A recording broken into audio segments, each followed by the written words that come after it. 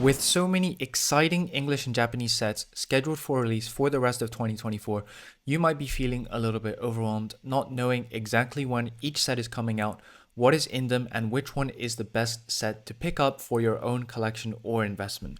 Well, in today's video, I will be giving you a full guide to all releases coming out for the rest of 2024 with my bespoke own timeline graphic, and towards the end of the video, I'll be telling you how you can get your own copy.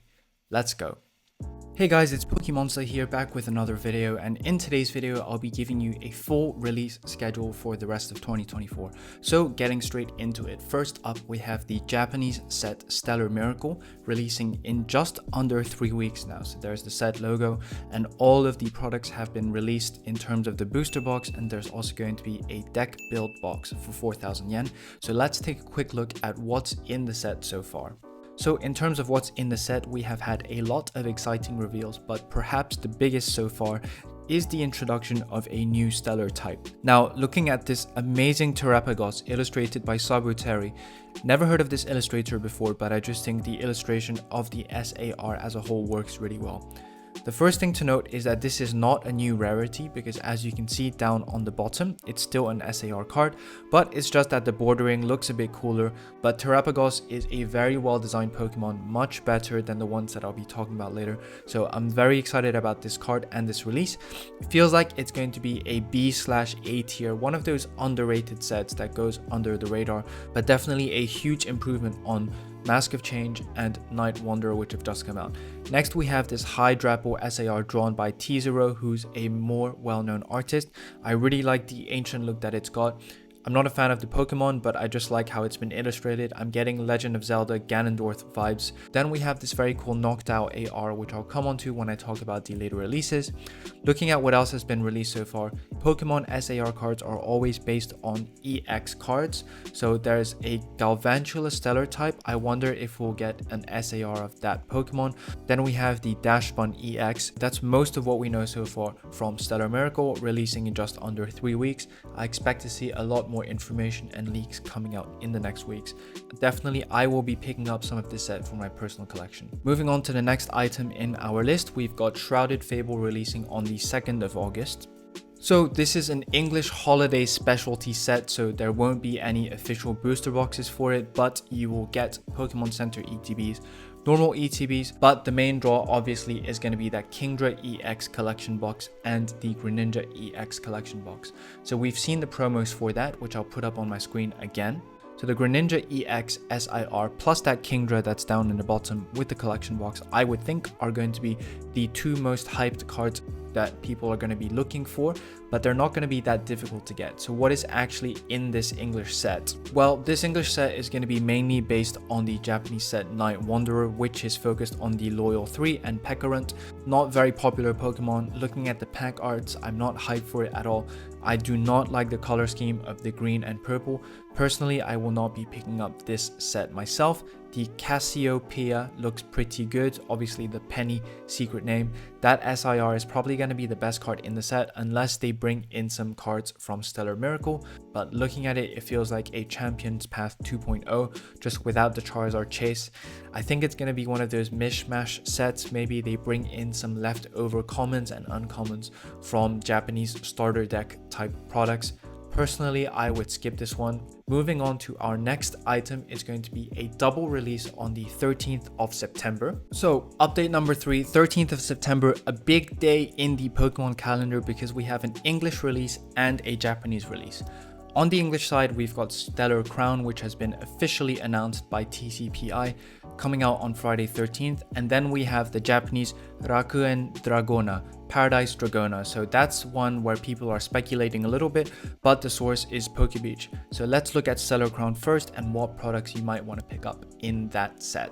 30 Pokemon and trainer cards with special illustrations. So that's SIRs plus IRs combined. We're going to get more than 30. So taking you through the product line very quickly, we've got our 4 different pack arts, of which I think Lapras looks the best, because the Terapagos, which is the same as the Japanese booster box art, it looks a little bit confusing. You don't really know what you're looking at.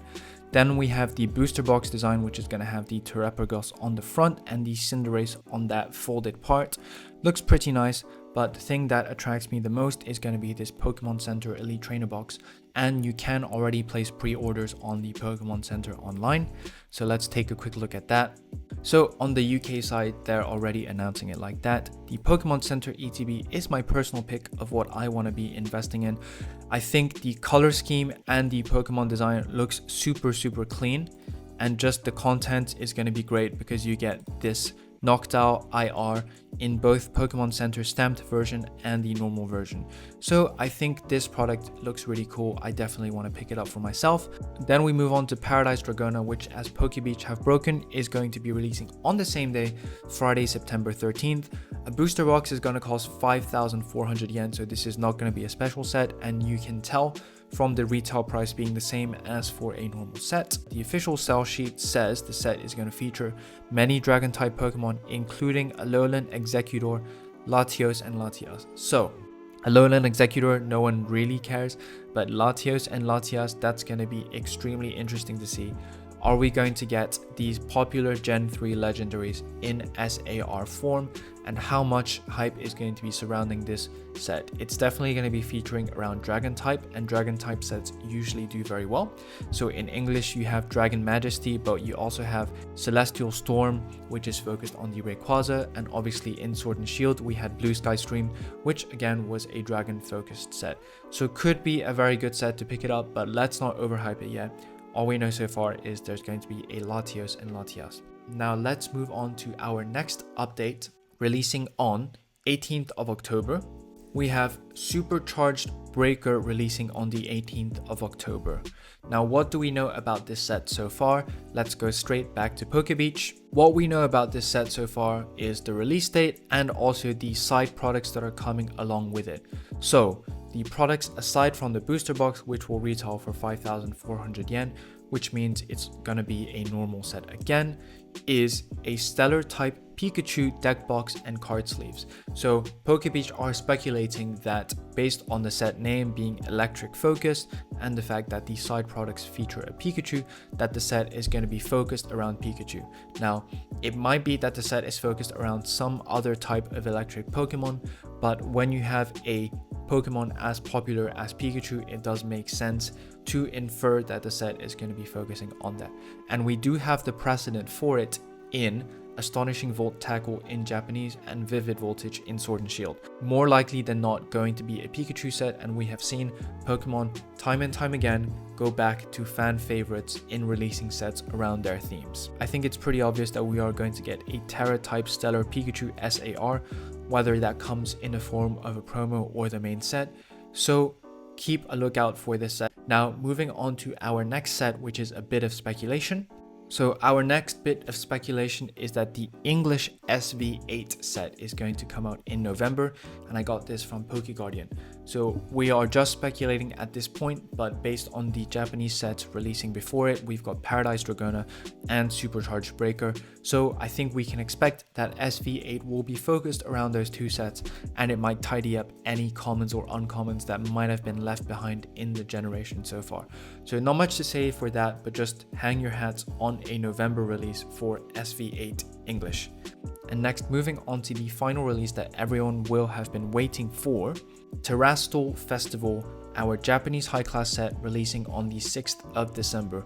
So what information do we have about this so far?